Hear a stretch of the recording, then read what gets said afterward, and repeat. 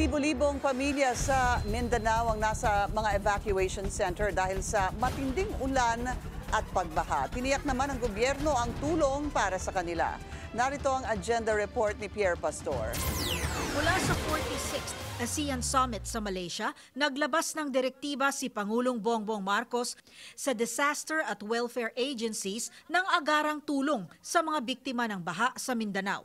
Mahigit 57,000 na pamilya at 176,000 na individual mula sa 143 barangay ang apektado ng labis na pag-uulan at pagbaha dala ng Intertropical Convergence Zone. Ang mga apektado ay mula sa Regions 9, 10, 11 at 12 at sa BARM na nanunuluyan ngayon sa mga evacuation center. Pinakamalaking bilang ay matatagpuan dyan po sa Maguindanao del Sur sa BARM. In fact, nasa mahigit 110 yung families na, nasa mahigit 50,000 po yung families na affected in 110 barangays.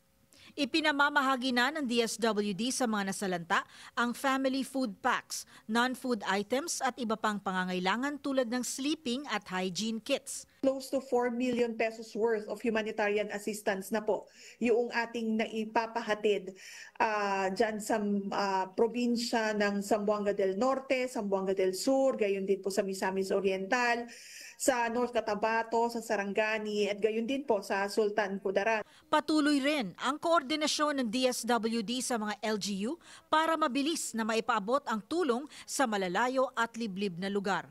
Ipinagmalaki ni Domlao na ang mabilis na pagtugon ng ahensya ay batay sa proyektong Buong Bansa Handa Strategy na mas madaling na ipahahatid ang mga tulong sa iba't ibang bayan. Mensahe niya sa mga pamilyang apektado, huwag mag-alala dahil mahigpit ang direktiba ng Pangulo na tiyaking maaabutan sila ng tulong sa mabilis at maayos na paraan.